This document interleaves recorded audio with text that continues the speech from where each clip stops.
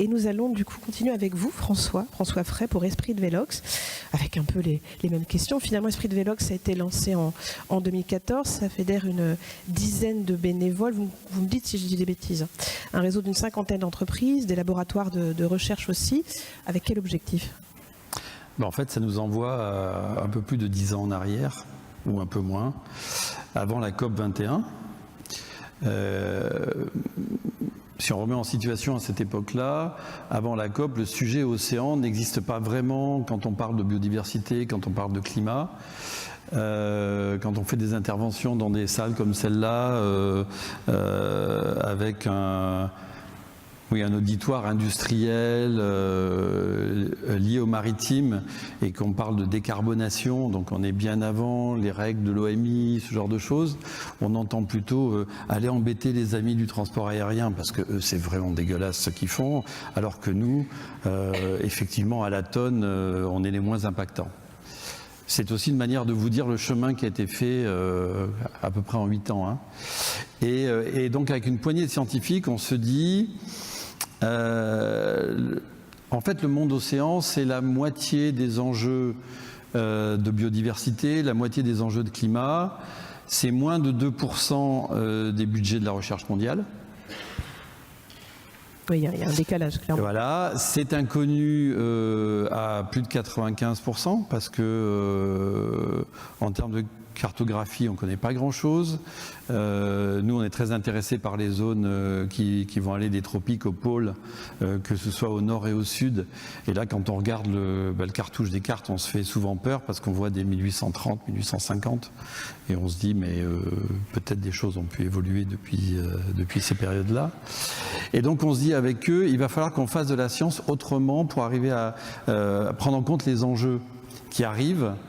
On se le disait hier soir, on est dans la salle de bal du Titanic et on a eu l'accident il y a 50 ans. Et on a du mal à entendre qu'on a eu cet accident-là. Donc ça veut dire qu'aujourd'hui et depuis 8 ans, on est en train de remettre, nous à notre échelle et avec une sphère qui influe de plus en plus importante, on est en train d'essayer de remettre les choses dans l'ordre. Ça veut dire, dans un premier temps, avoir travaillé avec les scientifiques pour les projeter sur c'est quoi une science de ce monde océan à horizon de 30 ans et de cette barrière de 2050 qu'on se fixe tous parce qu'elle est importante. Et très vite, on est arrivé à la conclusion qu'en fait, il fallait faire de la science autrement. Faire de la science autrement, c'est travailler en interdisciplinarité, ce que vous essayez tous de faire dans vos entreprises aussi. C'est-à-dire travailler avec des spécialistes qui vont venir se compléter les uns et les autres parce qu'on va plus vite quand on fait ça. Et travailler plus près de ce monde océan, ça veut dire se fondre à l'intérieur de lui. Il y a un truc qui est extraordinaire en mer, c'est qu'on n'est pas chez nous, qu'on n'y sera pas en fait. Et donc c'est comment amener des gens qui se proclament scientifiques océaniques, donc qui vont en mer 7, 8 fois, 10 fois dans leur vie professionnelle sur des parties de missions longues, faire en sorte qu'ils se mettent à penser de façon analogue à ce monde océan. Donc trouver une plateforme qui devienne, on va dire, invisible du vivant et qui soit donc très vite sans impact, en fait. C'est arrivé de manière assez simple. Et sans impact, encore une fois, on en parle en 2014-2015, avant que l'OMI nous mette des règles pour 2030, 2050, etc. Et là, on a repris une casquette plus ingénieur et on s'est dit qu'est-ce qu'on peut faire à ce moment-là pour travailler en mer en étant invisible du vivant maritime, sans le perturber aussi, parce que c'est aussi un des problèmes. Quand on va travailler sur les sciences du climat, donc prélever de l'air et de l'eau, je la fais courte, mais prélever de l'air et de l'eau pour tracer les parts pour millions, milliards de gaz biologiques, de gaz à effet de serre, de métaux lourds, etc. Et qu'on est sur une plateforme qui, selon les critères, va peser 5 à 30 000 automobiles, on se rend bien compte qu'il y a un truc qui ne fonctionne pas très très bien aussi. Donc là aussi, on a eu une exigence opérationnelle qui a été très très forte, qui était que pas de rejet dans l'air et dans l'eau. Et un autre auquel on pense moins, mais dont je vous annonce qu'il est les enjeux vraisemblablement des 20 années qui viennent, ne pas faire de bruit. Aujourd'hui, le bruit, c'est l'impact qui est inconnu des professionnels de la mer, qui est inconnu du grand public et qui a des impacts dans la biodiversité, bien sûr. On pense aux grands animaux de mer qui fuient le bruit, qui meurent à cause du bruit, qui a aussi un impact sur le climat. Un gros bateau passe. Les porte-boîtes dont on parlait hier à 20, 22, 25 000 EVP, le plancton qui produit la moitié de l'oxygène qui nous abreuve aujourd'hui, y compris s'il fait un peu chaud, va s'arrêter de produire cet oxygène. Vous avez tous en tête les traces des flottes et le trafic en mer. Regardez sur ces grandes routes, en fait, il y a une production d'oxygène qui devient de plus en plus problématique. Donc c'est un problème de biodive, mais c'est aussi un problème de climat. Et donc à partir de 2016-2017, on s'est dit, on fait quoi pour avoir très vite une plateforme sur laquelle on puisse travailler, faire de la science et qui soit invisible du climat. Et c'est là qu'on a progressivement, avec un tropisme scandinave et suisse, parce que sur les énergies propres, ils ont été plus vite que le reste de l'Europe, constitué un premier pool d'entreprises avec qui on travaille donc depuis 2015-2016. Donc effectivement, aujourd'hui, on est 10 à travailler sur le projet, à piloter cet ensemble, mais il y a plus d'1 millier de personnes, des ingénieurs et techniciens qui bossent sur le projet, avec une projection, on va dire, de finir les études à horizon de mi-2025, mettre en chantier à ce moment-là, être sur l'eau à partir de début 2027, faire un grand tour atlantique pour finir de vérifier que ça va bien, on va dire. Et après, prendre poste, parce qu'on est en train de travailler avec la flotte océanographique française et la puissance étatique française qui nous demande de prendre le relais, on va dire, de la flotte océanographique dans le Pacifique, qui est une zone hyper importante dont effectivement hier on parlait aussi pour d'autres sujets, mais qui est une zone très peu connue d'un point de vue scientifique avec de vrais enjeux à partir de l'hiver 2027-2028. Avec une plateforme qui va faire donc 70 mètres de long. Non, on a vous avez un visuel peut-être, pour qu'on puisse donc 70 mètres de long. se rendre compte. Voilà, vous l'avez même en face si vous voulez. Qui va accueillir une 50aine de personnes à bord en autonomie énergétique. C'est-à-dire que là, la règle, c'est je ne vais utiliser à bord que de l'énergie qui aura été produite à bord, et donc une énergie propre. Qui va accueillir jusqu'à 30 scientifiques sur des missions qui peuvent être longues jusqu'à une centaine de jours parce que les carburants fossiles, nous on n'en a pas. Le carburant, c'est de la propulsion à voile, ça se passe? Alors c'est la propulsion principale à la voile. C'est un mix énergétique à bord qui est un grid en fait qui est très électrique parce que c'est pour nous un média assez simple. C'est assez facile de se dire qu'on produit de l'électricité aujourd'hui à bord avec le soleil, avec le vent quand on est à très basse vitesse, avec la vitesse quand on est à la voile et qu'on a une réserve de puissance, avec la houle aussi. Et c'est très simple aussi de se dire on est sur des objets à durée de vie importante. Là, on parle de 50 ans à peu près. Donc ça veut dire qu'il va être relativement simple sur un grid électrique de venir plugger ou unplugger au cours de la vie du bateau lui-même des choses auxquelles on ne pense pas aujourd'hui, mais qui sont en préparation chez les industriels avec qui on bosse et qui vont émerger progressivement. Il a été pensé comme ça dès le début, dans sa conception, il est un peu modulable.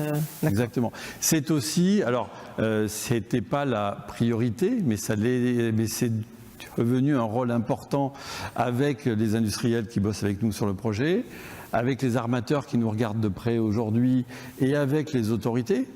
C'est OMI, c'est le pavillon français. On bosse de manière très étroite avec les équipes d'Éric Panel qui est intervenu hier, entre autres, avec le Bureau Veritas aussi, parce qu'on préfigure, on va dire dans une acception encore plus extrême, des choses que vous avez entrevues hier après-midi, dans le sens où nous, on n'a pas de backup avec des groupes un petit peu classiques.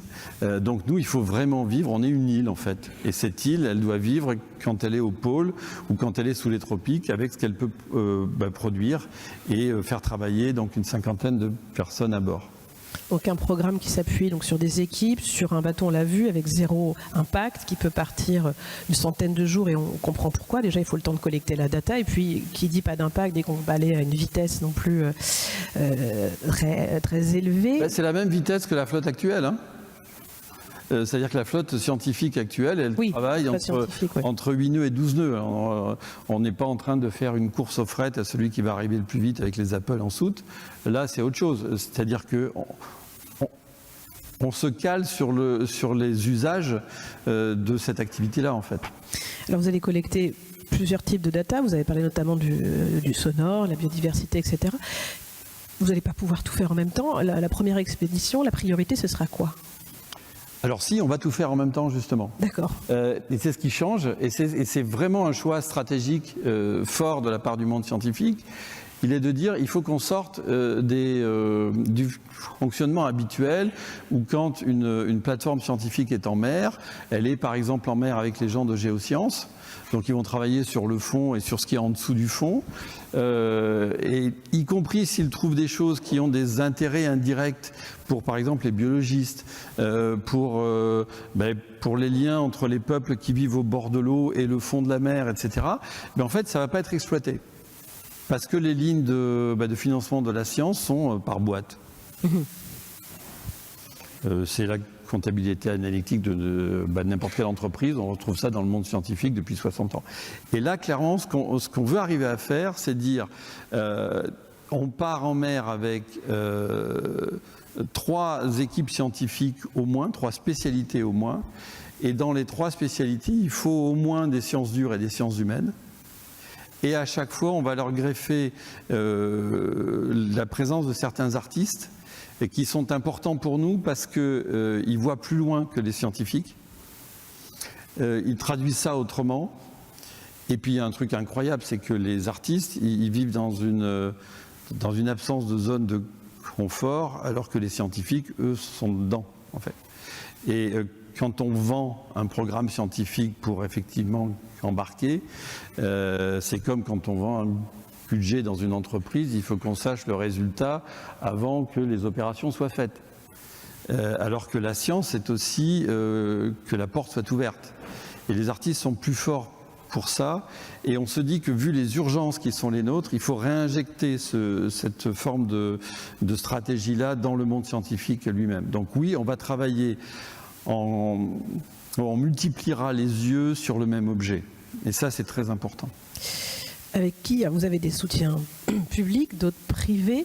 Côté privé, au-delà des laboratoires, peut-être pour certains qui sont privés, quels sont vos partenaires technologiques ?